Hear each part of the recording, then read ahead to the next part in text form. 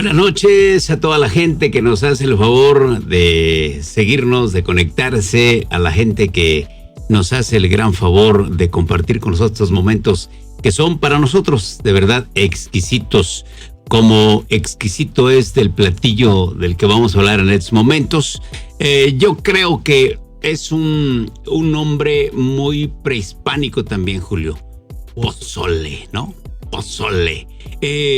Vamos sabemos qué lleva el pozole, todos, porque pues de alguna forma lo hemos comido, lo hemos olido, lo hemos disfrutado, pero en realidad no hemos consultado su origen.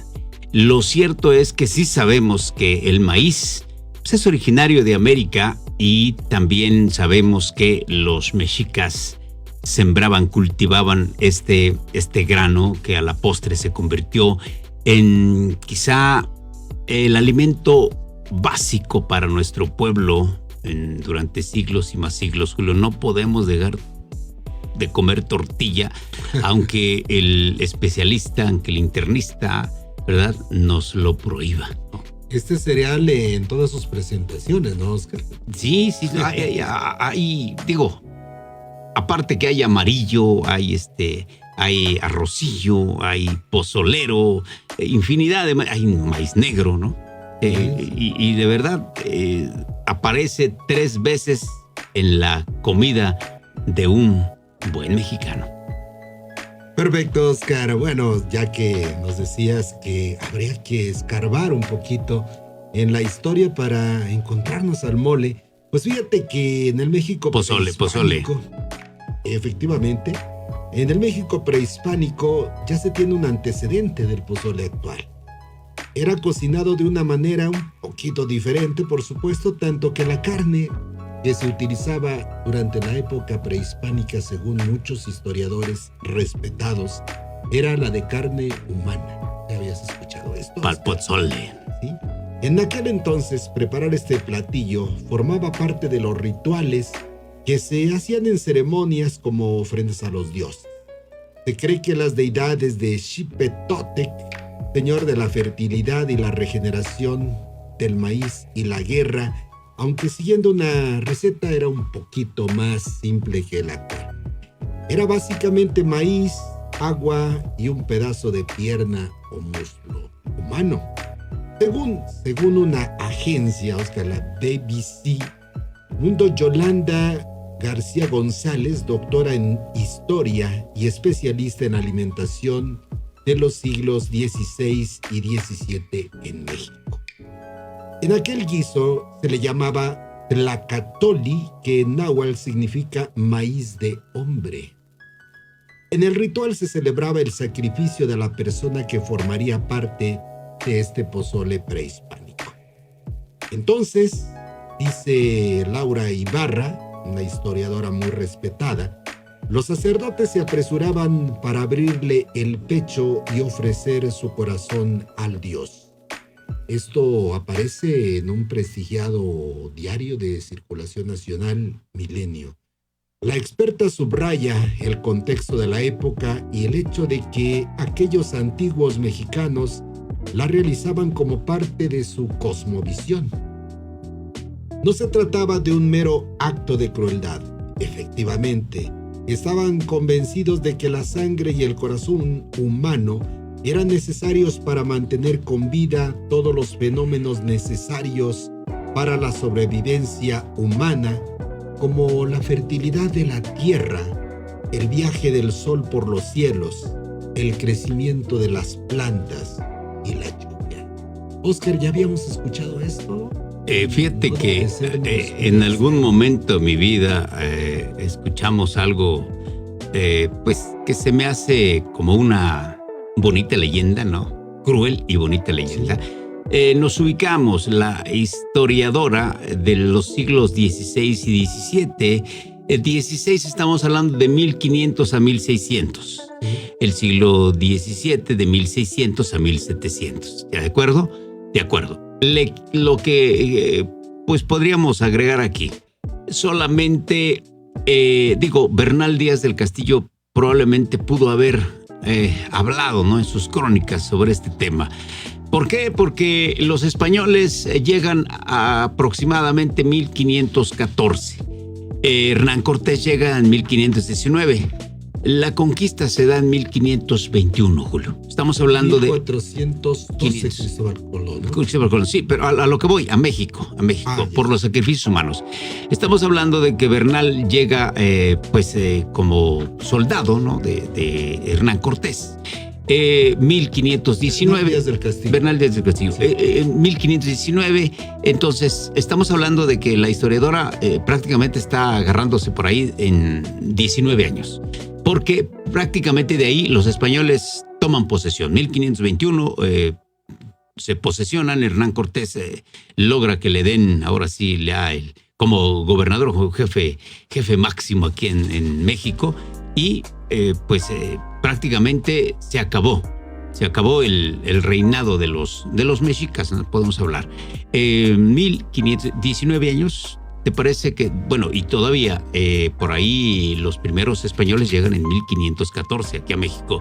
Entonces, eso son muy pocos años. ¿Quién nos da fe? ¿Quién nos dice, quién nos asegura, no? Probablemente hubiese sido dentro del siglo XV, que es de 1400 a 1500, pues probablemente tendría más veracidad esta leyenda, decíamos, esta historia de la investigadora. Bueno, te platico más para que nuestra gente vaya adentrándose en el debate, Oscar. Puede ser claro, que mucha gente como tú y como yo pongamos en tela de juicio esto que nos escriben los diferentes historiadores. El cronista español Fray Bernardino de Sahagún relató en sus textos cómo después de un largo proceso ritual dividían la carne de los sacrificios entre los principales y los parientes de quienes habían capturado, mientras que al Tlatoani lo enviaban el muslo, considerada la pieza más preciada. El misionero español Fray Bernardino de Sahagún, en la Historia General de las Cosas de la Nueva España, explicaba que cocían aquella carne con maíz y daban a cada uno un pedazo de aquella carne en una escudilla o cajete con su caldo y maíz cocido. Pero ¿por qué la carne humana era un ingrediente tan valorado por la población? La idea en que se sustenta es que la vida del sacrificado, una vez muerto, pertenece a la divinidad, a la fuente de toda vida, y que por lo tanto su ingestión es una forma de revitalización, de apropiación de la energía originaria, de la fuente que mantiene con vida al universo, la antropofagia. Efectivamente, hay que dividir, ¿no?, la antropofagia con el canibalismo, ¿no? ¿Sí? Durante mucho tiempo se confundían, ¿no?, estas dos acciones de comer carne humana. Caímos a que el canibalismo es comer carne por gusto, ¿no? Y antropofagia, aquellos que comen carne por necesidad, ¿no? Se habla mucho de aquellos supervivientes de los Andes, Julio, aquella película andina, ¿no? Chilena, ¿verdad? Esa película, sí, de aquel equipo que se pierde en la nieve y terminan comiéndose a los que van muriendo, ¿verdad? Para mantenerse vivos, para mantenerse de alguna forma hidratados en cuestión alimenticia. Bueno, se dice, y hay varios historiadores que así lo tocan, que en México no se practicó ese famoso sacrificio humano. Sin embargo, pues no había lamentablemente quien escribiera este tipo de situaciones en aquellas épocas, ¿verdad? Entonces, puede o no ser, ¿verdad? Dejamos todo a la imaginación. Estamos hablando de un platillo que durante muchos siglos ha sido también, de la preferencia de los habitantes de esta zona, de la tierra de Anáhuac, porque el hecho de ser productores de maíz, ¿no?, el hecho de, pues ahora sí, basar nuestra alimentación en este grano, en este cereal, pues obviamente tuvo que haber aquella cabeza imaginativa que le dio diferentes sabores, diferentes utilidades hasta para los puercos, ¿no? El famoso maíz lo hizo sema, ¿no? Lo molió, lo hizo esquite, ¿no? Lo hizo tlaxcal, lo hizo tamal, lo hizo atole, o sea, el maíz. Entonces, ¿por qué no hacerlo pozole? Los mexicas ya comían palomitas. Fíjate nada más. Sí, claro, el maíz también es sí. Había aceites, ¿no? De quizá vegetales, quizá de algún animalito, aceite de mamut, ¿no? Aceite de dinosaurio. Nosotros comimos pinole, Oscar. Efectivamente, ¿no? ¿Sabes qué? Se vendía, se llegó a vender el pinole. O sea, había gente que molía el maíz con azúcar y canela para venderlo. ¿Sí? Íbamos por nuestro cucurucho de pinole. Y fíjense nada más, ¿qué quiere decir? Que en aquel tiempo estaban cerradas las puertas a tanta golosina que llegó ya en el último milenio o en el último siglo, ¿no? Llevamos 25 años de este siglo XXI. Se abrieron las puertas a transnacionales, a productos que nos hicieron mucho daño. Y como nuestra Constitución no estaba preparada para recibir ese tipo de alimentación, inmediatamente nos hicimos diabéticos, ¿no? Hipertensos. O sea, cambió nuestra alimentación. Después de aquella tan sana que teníamos, que todo era natural, ¿no, Julio? Sí. ¿Te acuerdas de que aquí, sí, cierto, se consumía el azúcar, pero una azúcar que no era muy dañina, porque con una canica de anís, una canica de menta, una canica de grosella nos conformábamos, era toda el azúcar que consumíamos. Hoy bien te fusilas que unos submarinos, ¿no? Que unas sirenas, ¿no? Y que bien te chupas una Tootsie Pop, ¿no? Y no te llenas. Y vas a una fiesta y te atarragan de pastel, gelatina, dulces y todos te las comes, ¿no? Un niño se come todo. Entonces, anteriormente, ¿qué daban en las fiestas, Julio? Quedaban en las fiestas, ibas a una piñata, te daban una mandarina, una jícama, unos cacahuates y cuando mucho, unas galletitas de animalito, ¿no? O trozo de caña, ¿no? También trozo de caña, una mandarina, te digo, algo más natural. Igual lo que se vendía en Telolapa, ¿no? Las famosas melcochas, ¿no? Sí, ¿qué más se vendía? ¿no? Los chicharrones con chilito, ¿no? Las trompadas, efectivamente. Las quesadillas, ¿no? El atolito, los tamales, algo más casero, más natural. Efectivamente, Oscar, pero cuando llegan los españoles, recuerdan, ya traen reses, traen cerdos, traen gallinas, y bueno, como ya lo decías tú, puede ser una manera de justificar esto, ¿no? Justificar la invasión de los animales que traían. Y también acuérdate que en un momento dado los españoles tenían que justificar su acción de evangelización ante el Vaticano. Claro. Entonces, pues esos argumentos pudieron haber sido válidos. En México se practicaba la antropofagia. Entonces, pues puede ser, ¿no? Que ya lo dijiste tú, puede ser que esos datos sean irreales. Sin embargo, se lo dejamos a nuestra gente, ¿no? Como siempre. Claro, no intentamos quitarle la idea que usted tiene de esas creencias que no dejan ser parte de la historia, parte del mito, parte de las leyendas de nuestro México, ¿no? Bueno, Oscar, pues a mí me gustaría que nos platicaras a partir de cuándo empiezas a recordar las pozolerías en Telolapa. Fíjate, Julio, que recuerdo una pozolería muy cerca y el clásico olor, ¿no? Pasas, huelen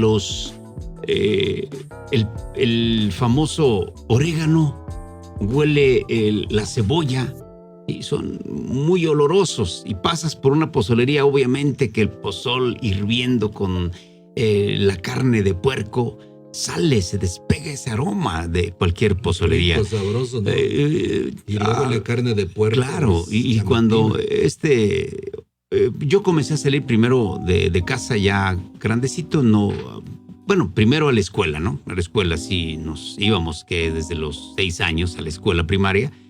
No fuimos al jardín, no había esa universidad en ese tiempo aquí en el pueblo. Entonces fuimos a la primaria y de la primaria la ruta, me acuerdo, por toda, salíamos de la Allende, agarramos la Guerrero, pasábamos por el Castillo, quebrábamos ahí en la calle Morelos o a veces hasta la Iturbide, y si bien queríamos pasar al Zócalo en la Galeana, para pasar por el Zócalo a contemplar los famosos anates de aquellos tiamates, ¿no?, del centro de la ciudad, y llegar a la calle Madero, ¿no?, que donde íbamos a la escuela primaria. Entonces esa era la ruta de todos los días. A otro lado no íbamos, no asistíamos ni a misa, Julio. Pero después, como a los 8 o 9 años, cambiamos de casa. Nosotros llegamos aquí a rentar. Cambiamos de casa y mis papás se pudieron hacer de un terrenito donde actualmente vivo, casa de ustedes.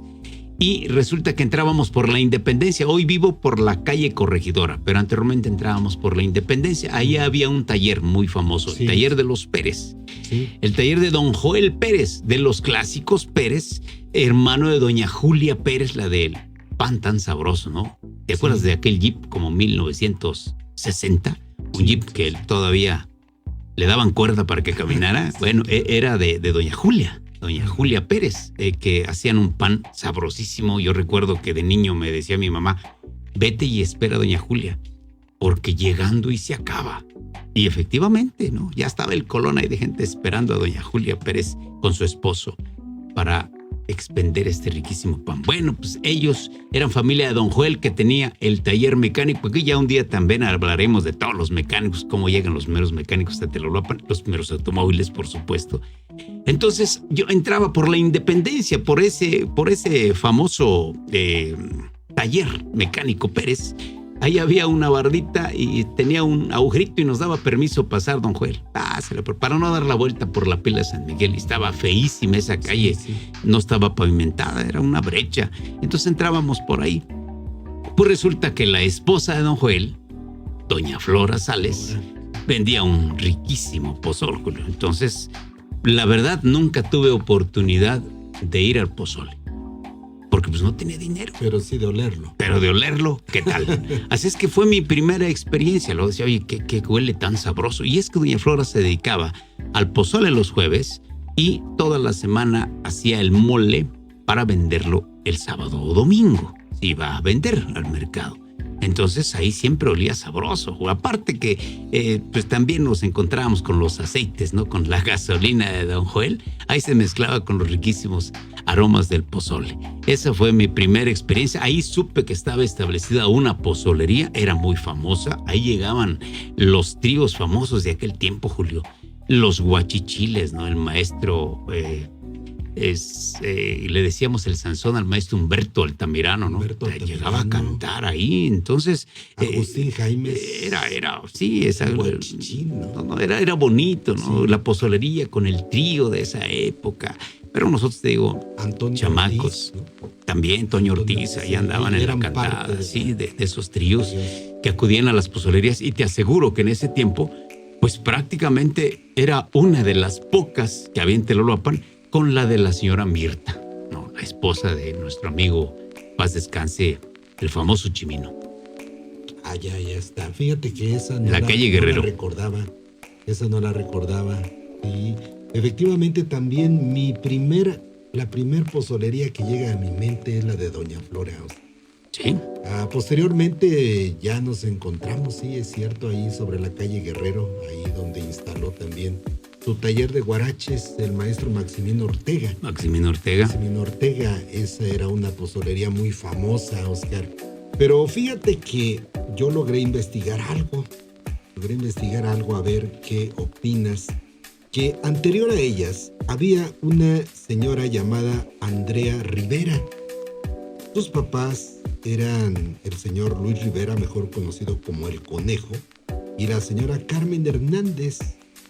La señora Andrea Rivera, tal vez no te suene mucho, Oscar, pero te aseguro que su esposo sí. Manuel Jiménez Lagunas, mejor conocido como El Águila. Claro, como El Águila.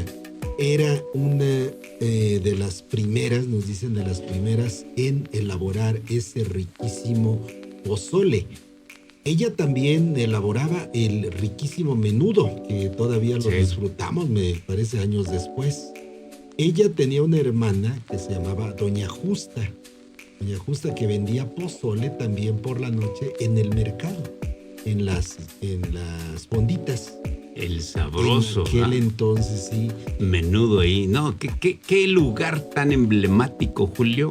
La parte, hoy digo, tiene cualquier puesto, ¿no? Ahí se vende pan, se venden tacos, se vende carne, se vende de todo en esa parte.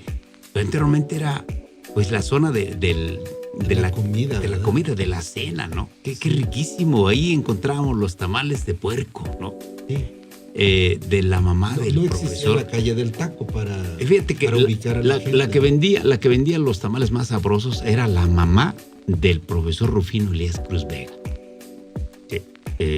Cruz Vega, ella se apellidaba Vega, por ahí tengo el nombre. Ella era la señora que hacía los tamales de carne más sabrosos y un atolito muy efectivo. Y para acá, la mamá del profesor, ¿te acuerdas? Fue tu maestro de la escuela técnica, ¿verdad? ¿Cómo se llama el maestro? No quiero caer en apodos todavía, después platicaremos de los apodos. El maestro ¿cómo le decían al maestro? Un moreno, el alto, Ulises. Fornido, el maestro Ulises, efectivamente. Su señora madre vendía unas riquísimas quesadillas doraditas, tacos, chalupitas. No he probado unas como esas riquísimos antojitos mexicanos. Y ahí a un ladito estaba doña Ofelia, ¿no? Con las gelatinas, ¿no? Ahí encontrabas de todo. Ahí íbamos a cenar. Qué sabroso. Para ubicar a nuestras nuevas generaciones, las que nos están escuchando, al fondo donde actualmente se ubica la carnicería de nuestro amigo Gilberto Quebrado, ahí había una bardita donde se ponían todas las ollas de atole. Atole, sí, efectivamente. Con sus respectivos jarritos, y no había desechables. No. Entonces nos turnábamos, ¿verdad? Llegabas y no hay jarros, espérate, ¿no? Tenías que esperarte. Teníamos que esperarnos. y luego veíamos quién estaba tomando en ese jarro que me iban a dar, ¿no? Dicen, ¿Sabes quién era la de ese riquísimo atole? Se llamaba Doña Roberta. También. Mamá de la mamacita. Sí, por eso atole es la mamacita, ¿no? De ahí del Pino. Y los tamales de Doña Agustina. La abuelita de nuestro amigo Víctor Galetti. Ellos eran de Tianquisolco, ¿verdad? Venían por ahí mucha gente que vendía ahí. Sí, pues ahí vendió también la mamá de nuestro amigo Victorino Quebrado, Antunes, mamá de Chucho. Ellos pasaban, yo los veía por ahí, la unidad guerrerense con sus ollas de barro inmensas en la cabeza, Julio, cargando toda esa ruta de la Madero hasta llegar al mercado. Y llevaban otro con los jarros, porque llevaban la jarrada, ahí la llevaban. ¿Y qué tantos jarros podía haber? ¿10, 15 jarros, Julio? Eran caros los jarros. Entonces, disfrutábamos el atolito y si estaba muy caliente, pues nos esperábamos hasta una hora, ¿no? Que el comensal se lo acabara para que nos tocara jarro. Ya, me toca a mí, ¿no? Yo voy yo. Qué bárbaro. Y esos jarros que no, creo que ni se lavaban, Julio, nada más les quitaban el sobrante del atole y ahora te volvían a servir, ¿no? Sí, riquísimos, pero bueno, Oscar, estábamos platicando entonces del pozole que se veía ahí abajo también. Fíjate que estaba checando con el maestro Israel Salgado Román, que nos decía que los días de descanso, en realidad, en Teroloapan no eran los domingos, sino los jueves. Y que precisamente por eso se empiezan a vender el pozole. Porque pues ese día era feriado. Sí. Feriado para las empleadas domésticas, para las dependientes de las tiendas de abarrotes, que había muchas, para los propietarios de las tiendas de abarrotes. Y entonces por eso precisamente en Teroloapan se instauraron los jueves pozoleros. Aunado a esto, también se llevaban a cabo los partidos de fútbol, no los domingos, sino los jueves. Los jueves allá en la cancha 3 de marzo. precisamente porque esos eran los días de descanso, eran los días familiares donde toda la señorita, los niños iban a disfrutar. Y en aquel entonces me dice que habían grandes arroyitos muy muy bonitos, de aguas muy limpias, donde todavía no se les conectaba el drenaje, allá en las inmediaciones de que lo que ahora es el edificio de la Escuela Secundaria Técnica número 2 Juan Ruiz de Alarcón. También, Julio, donde está la Escuela Secundaria Ignacio Manuel Altamirano, pasaba un arroyito, allá una poza muy bonita, la gente acudía a bañarse a esa zona. Y sí es cierto lo del jueves, es más, todavía hay negocios que te dan el jueves, porque es pozolero todavía, sí, es clásico, ¿no? Te cierran la tienda. El caso de don Narciso Hurtado, cierra los jueves, se van al pozole. Es clásico, ¿no? Sí, es clásico el jueves de pozole. No en todos lados, ¿eh? Hay lugares, vas a México, encuentras pozole cualquier día de la semana, ¿no? Sí. Chilpancingo, no es de sabroso que Chilpancingo, por ser granense, probablemente también los jueves hay un riquísimo pozole. Hay muchos lugares donde lo hacen exclusivamente los jueves. Yo estoy seguro que también conociste a doña María Villa, Oscar. Doña María Villa fue mamá de la señora María. ¿Te acuerdas de la pozolería Los Magos? Que se encontraba ubicada ahí frente a un costado de la escuela primaria Macrina Vázquez. Por supuesto, ¿cómo no? Por cierto, riquísimo. Es cierto, el caballero, el esposo se llamaba Mago, ¿no? Sí, por eso se llamaba Los Magos. Y la esposa, ¿eh? Y ella se llamaba Margarita. Entonces, Margarita y Margarito, sí. Sí, y de ahí salió el nombre. Barrera, parece ser que ellos son de apellido Barrera, ¿no? Sí. Sí, ¿verdad? Él era Barrera y la señora Mendoza. Sí, efectivamente. Mendoza, papás del maestro Mundo, ¿verdad? Sí, Mundo Barrera Mendoza. Ya difunto. Y pero quien tenía la receta secreta era doña María Villa, que era la mamá de la señora Margarita. Entonces esto era el pozole en Teroloapan, Oscar. Pero bueno, también logramos investigar que durante algún tiempo también, ya un poquito más para acá, ya lo dijiste tú, pozolería Don Beto, a un costado de lo que fue el rastro, porque tenemos entendido que ya se va a retirar de ahí, el rastro municipal, ahí sobre la calle San Felipe de Jesús. San Felipe de Jesús se llama la calle. Don Beto. Hoy día, hay una pozolería que me parece que todavía sigue funcionando, y que bueno, Casa Flores, de la suegra de nuestro amigo Valentín, que en paz descanse. Sí, de la maestra ya jubilada, sigue guisando un muy buen pozole, de doña Rebe. Ahí están, tienen también muchos años, y fíjate que la buena receta, los sabores no se pueden dejar, ¿verdad?, así tan de repente. La maestra no se encuentra en buen estado de salud, tiene dificultad para caminar, sin embargo no deja de hacer pozole porque la gente la busca y es una terapia para ella. Entonces, durante muchos años, allí en la Y, quizás sea de las primeras pozolerías en la Y. Ahora, abundan. Sí, hay bastantes, pero yo creo que esta pozolería Flores es de las más longevas en esta zona. Bueno, también logramos investigar que las hermanas Blas también tenían loncherías donde los jueves también servían un riquísimo pozole. Aquí en la 2 de abril. Aquí en la 2 de abril, pero primero ahí en la calle donde actualmente se encuentra Electra, Oscar. Sí. Ahí sí. También ahí estuvo el restaurante Gloria. Exactamente, ahí estuvo durante mucho tiempo. ¿Por qué se asentaron ahí los restaurantes? Porque ahí era la terminal. Desde que comenzaron a entrar los autobuses, Julio, ahí la hizo de terminal esa calle, ¿no? Era una calle amplia, era una calle céntrica, donde la gente tomaba... Iturbide se llama. Iturbide. Efectivamente, ahí estuvo la terminal, entonces mucha gente llegó a vender que las enchiladas terminaleras, que ya hablaremos sobre este punto. Las fondas donde se vendían... La primera caseta telefónica. Donde se vendía molito, donde se vendían cajitas para llevar, las enchiladas para todos los viajeros, ¿no?, que hacían un alto en esta ciudad de Telolapan. Ahí estaba el camioncito Flecha Roja, Julio. Sí. Ahí a las 5 de la mañana salía el carro rumbo a Iguala, ¿no?, rumbo a México, y sí eran las horas de camino porque pues eran las terracerías.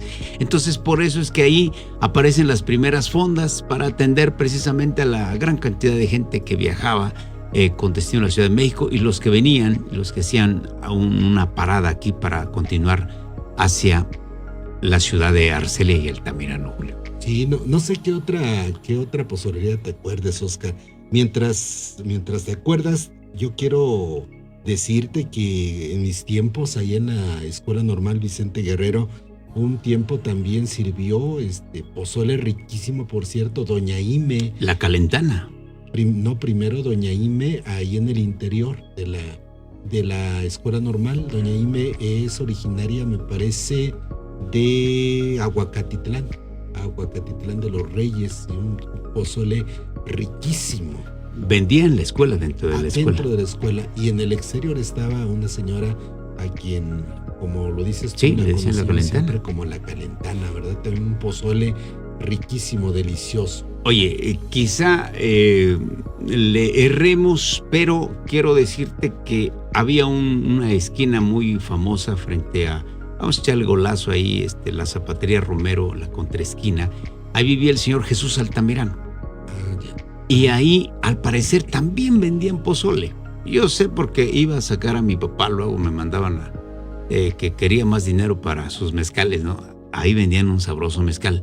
Nunca entré, la verdad, pues era un chamaco y no podíamos entrar donde estaba la gente mayor. Anteriormente respetábamos, ¿no? Sí. Es que nomás sí le puedo hablar a mi papá. Y yo quiero pensar que iban al pozole. No sé también qué vendía la famosa Doña Licha, la de los baños. Tenía una especie de botanero en el fondo de su casa, donde acudía infinidad de gente. Se oía música de trío cuando pasábamos por esa calle. Y también se decía que los jueves hacía sabroso pozole. Había que consultar, o simplemente era botanero, ¿no? Eran los baños, ¿no? Eran los baños, Alicia, baños, sí, baños pero ahí públicos. vendían botanitas, ¿eh? Sí, ahí sí, acudía la gente a cantar, a disfrutar una tarde, todos los empresarios telolapenses. En aquel entonces era exclusivo. No, sí, la gente pudiente allá acudía. Ahí se reunían hasta los trovadores, hombre, para disfrutar una buena tarde, ¿no? De los lugares emblemáticos, de los famosos baños Doña Licha, porque también es importante hablar que esta señora tuvo esa visión, ¿no? Aquí no había donde bañarse, ¿no? Cualquier foráneo que llegaba a la ciudad, ¿dónde se bañaba? No había ni hoteles, mis amigos, más que el Posada del Viajero, ¿no? Entonces no había donde bañarse. Pues Doña Licha hasta el campo deportivo se los llevaba a bañar. Sí, esposa de un señor al que llamaban el Oaxaca, ¿verdad? El Oaxaca, efectivamente. Oaxaca, que esa calle lleva su nombre, ¿no? Sí, así le dicen a la calle. Sí, es importante que la gente vaya identificando por qué se llama Oaxaca, ¿no? Pues, oye, si a un lado no está Chiapas, a un lado no está Durango, ¿no? ¿Por qué la calle Oaxaca? Bueno, por el Oaxaco, el famoso Oaxaco. Que era un señor que tenía instalado en el zócalo de la ciudad unos juegos de mesa, ¿no? Ah, sí, efectivamente, el carcamán. La lotería. Ese Oaxaco que llegó a ser negocio también, porque en ese tiempo la gente no tenía televisión, Julio, no había en qué distraerse, en qué entretenerse. Entonces ellos traían por allá. Corre y se va. Sí, ellos venían de ciudades donde abundaban este tipo de ferias y se trajo su carcamán, su lotería, y la puso en el centro de la ciudad. Cosas que son para volver a disfrutarlas, ¿no, Julio? Sí, recordar claro. ese Telolapan pacífico, ese Telolapan bonito, colonial, ¿no? Empedrado, de un clima sensacional, porque sí, estamos alterados. Recuerdo en el libro Telolapan a través de los tiempos Un dato muy curioso decía, en donde la temperatura estriba entre los 17 y 21 grados, el clima, perdón, entre los 17 y 21 grados. Sí. Imagínate, hoy andamos pegando a los 30, los 33 grados, a veces no podemos dormir, entonces sí se ha alterado de una manera drástica. Y entonces es bonito y se añora, ¿no? Ese Telolapan, decíamos, pacífico, de un clima muy agradable, de riquísimos antojitos mexicanos, de aromas coloniales, ¿no? De aromas a mole, ¿no? El pan que siempre, que por cierto tenemos ya preparado para que usted lo sepa. Vamos a tener un programa ya próximamente, o sea, el día viernes, sobre el pan tan sabroso, y especialmente tocaremos ese punto de las cajitas. Digo que hay infinidad de pan, que quiero pensar que es pan que nació de aquí, de Telolapan, de los telolapenses, ¿no? Sí. Como el tejamanil. Sí. ¿No? Hay muchos panes, Oscar, que no los vas a encontrar en otra parte de la República Mexicana. Sí, son propios de nuestra tierra. Y bueno, ya para casi para acabar de pasar lista, la pozolería La Cueva, que desgraciadamente ya cerró sus puertas, nos dicen. Ya cerró sus puertas. Allá en la colonia Emiliano Zapata. ¿Por qué un negocio cierra las puertas? Hace un momento decía que se vuelve compromiso, Julio. Cuando tú tienes éxito, la gente te busca. Oiga, ¿qué pasó con esas semillitas? ¿Qué pasó con los cacahuates garapiñados? ¿Qué pasó con los dulces de semilla de don Alfonso? ¿No? ¿Qué pasó con la nieve de don Goyo? Nos preguntamos, ¿y por qué sus hijos no, verdad? ¿Por qué la receta se la llevaron? ¿Dónde la guardaron? ¿Dónde la escondieron? ¿Dónde la tiraron? Nos preguntamos. La Cueva, hubo un momento que tuvo un auge tremendo. Tremendo. Todo mundo quería ir a la Cueva, ¿verdad? Sí. Y que en realidad no era un lugar muy amplio, por cierto, se llenaba muy rápido y llegabas, tenías que esperar mesa. Sí. Quizá el éxito, pues, consistía en el sabor, ¿no? Peculiar del pozole, ¿no? No decimos que es el mejor, pero pues a lo mejor diferente, y la gente, pues, sí se enyerbó con ese pozole, ¿no? Sí, se encariñó. Y luego también que llegaba el trío por ahí, entonces vámonos a algo. Y además estaba retiradito del centro y todos queríamos ir, ¿verdad? A un lugar más discreto. Más discreto, ya vámonos a la Cueva. O sea, ha habido negocios que han sido temporales, que han tenido un éxito, pues, muy marcado. Y así como hablamos del tiempo de Doña Flora, el tiempo de la pozolería Mirta, hablamos de la maestra de aquí de la pozolería Flores, estamos hablando de la Cueva. Hoy día hay infinidad de pozolerías, hasta Alcholoa ya puso Alpizafia ya puso su pozole. Muchos dicen que está muy sabroso. Sí. Una vez he ido para allá, sí me gustó. Ahí parece que matan el puerco y ahí están echando la carne guisada del puerco al pozolito. Sí, con leña, ¿no?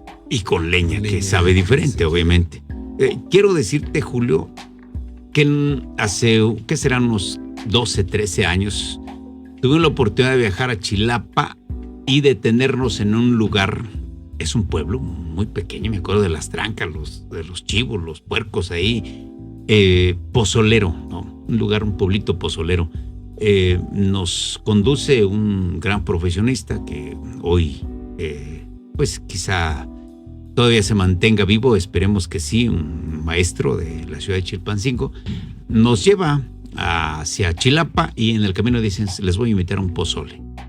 Nos metimos, desviamos de la carretera Tizla-Chilapa y efectivamente llegamos a un lugar, por eso me recordé al Pizafia, parecido, un lugar así entre el polvo, pero un pozole riquísimo, Julio, y sobre todo barato. Quiero decirte que si aquí el pozole cuesta alrededor de 80 pesos el plato, allá nos los dieron como a 20 pesos. Y igual que en Alpizafia estaban con la cazuelota del puerco, agregándole al riquísimo pozole, ¿no? Es el pozole más barato que he disfrutado. ¿Qué te has comido? No, y de verdad, y muy sabroso, muy sabroso. Pues ya con que te haya parecido su precio accesible, yo creo sí, que te gustó más, ¿no? No, muy sabroso. Pues un saludo para mi amigo Noé, allá en Alpizafia. Él me parece que es es propietario o copropietario de la pozolería. De esta pozolería tan famosa, Noé Santana Romero. Noé Santana Romero, por cierto, muy seguido nos invita a visitar esa pozolería, pero desafortunadamente no hemos tenido la oportunidad de acudir en los últimos días, en los últimos jueves, porque son los jueves de pozole allá en Alpizafia, pero ojalá muy pronto tengamos la oportunidad de estar allí. Óscar, pues otra de las pozolerías que son bastante intermitentes, pero que cuando abre se pone muy bien, el Colibrí de nuestro amigo Fernando Martínez. Exactamente. Sí, hay una nueva, Julio, en lo más alto de la colonia Vicente Guerrero, ¿Sí? De nuestro otro gran amigo, el famoso Toño, el pajarito. ¿Ya se reabrió, Óscar? Ya, pues parece ser que se había cerrado momentáneamente, no sabemos a qué se debía, pero parece ser que ya la volvieron a accionar. Qué bueno, ojalá todo sí, y mucha gente vibra, comenzó, ¿no?, a acudir a este punto, y hasta el Cachorro tuvo pozolería, Julio. También. Sí, nuestro amigo Roberto, le mandamos un saludo, Roberto Carlos Castañeda, también puso su pozolería. ¿Sabes quién más? El amigo Alday, Juan Carlos Alday, allá en la Rubén Figueroa, con mucho éxito, su pozolería. Y no sabemos, la verdad nunca fui a degustar, pozole nunca. Pero sabemos que él toca muy bien y atrae gente, entonces cualquiera de las dos cosas que hayan surtido efecto, o bien la música viva de Juan Carlos, o bien el riquísimo pozole que preparaba, yo creo que su abuelita, ¿verdad? Sí. Que en paz descanse, pues probablemente ahí se acabó también las ganas, pero mucho éxito también en la Rubén Figueroa, la gente nos invitaba muy a menudo, vamos a la pozolería, de ahí se pone bueno el ambiente. ¿Otra pozolería, Julio? Pues la que está en auge, Óscar, la que está en auge hoy día en la salida hacia Arcelia. El Coyote. El Coyote, ese está Coyote. En el rumbo al Fobiste. Rumbo al Fobiste, sí. Mano izquierda, ¿no? Para que nos ahí está el Coyote. Cuando vas al Fobiste, por cierto, es de un hermano de nuestra amiga Lupita Lagunas, ¿no? No es su hermano, eso no es su primo, parece, ¿no? Su primo, sí. Efectivamente, ahí está el Coyote. Y la otra pozolería que está ubicada a la salida para Arcelia, ¿no, Julio? Fíjate que a esa no he ido. No ha sido. Llama la atención porque es una pantalla gigante, ahí supe que era una pozolería, tampoco he tenido la oportunidad de acudir. Y la de Doña Evelyn, que está aquí frente a donde estuvieron en su momento las instalaciones de la empresa Coca-Cola enfrente. Es cierto. Sí, un sabor diferente también de la pozolería Evelyn, ¿no? Ahí... Sí, mamá de nuestra amiga, la Nelly, maestra. sí, efectivamente, la maestra Nelly. También les mandamos un saludo. Hay infinidad. Yo creo que si nos ponemos... ¿Te acuerdas de una pozolería que estuvo en El Pino, Julio? La de la señora Irma. Exactamente. Sí. También se decía que es muy sabroso, era muy rico. Muy rico. ¿Qué quiere decir? Que aquí sí tenemos sazón para el pozole, ¿no? Hay mucha gente, mire, ahí no hay gran variedad. Los elementos prácticamente son los mismos. Lo cierto es que unos ya lo compran precocido, ¿verdad? Otros le ponen quizá más... le ponen cal... Al nijayote, al nistamal, ¿no? Al nistamal, ¿no? Le ponen ceniza, algo así, no sé qué le van poniendo para que infle, ¿no? Para que brote. Entonces, la carne de puerco tiene mucho que ver. Si bien es cierto, hoy día, si usted quiere hacer el mejor pozol, váyase a un rancho y cómprese un puerquito de ahí del rancho, ¿verdad? Porque los puercos que están llegando hoy día, pues no es muy sabrosa la carne, ya no tiene sabor, ¿no? Entonces, para darle sabor a ese maíz, un puerco de rancho, ¿no? Engordado con maíz. Sí, y a la antigüita con sema, ¿no? Con sema. Y uno que otro dice que anda pescando, ¿no? Los residuos humanos en la calle. Bueno, y lo demás es creo que básico. Todo mundo utiliza que el famoso orégano, el chile en polvo, la cebolla, ¿qué más se le pone? La tostadita, el chicharrón, el aguacate, el limón, ¿no, Julio? Sí. Unos le ponen el chile de árbol. El chile de árbol, ya sí. Viene en líquido, ¿no? Efectivamente, y hay uno que se dora, ¿no? Sí. Entonces, eso no tiene nada que ver con el sabor. El sabor se lo dan esas manos mágicas que ponen, que lavan el maíz, lo ponen a hervir con su respectiva cal, quién sabe qué le pongan, y después la forma de aventarle la carne, ¿no? Muchos ya están combinando la de pollo y la de puerco. Hay gente que no come carne de puerco, pero al final pues se come todo la grasita, porque lo que le da sabor al pozole es precisamente el jugo de la carne de puerco. Fíjate que aquí en el corazón de Mexicapán, en la zona comercial, hay dos pozolerías prácticamente juntas. Oscar, una señorita que es hija de un señor que hacía viajes a los grupos, a los sonidos. Ah, don Raúl. Don Raúl. Doña Trini, ahí en el centro de Mexicapán. Ahí está Doña Trini. Ahí tiene jueves pozoleros y también entre semana tiene buffet, tiene comida a la carta. Sí, ellos se dedican. Parece que es su hija.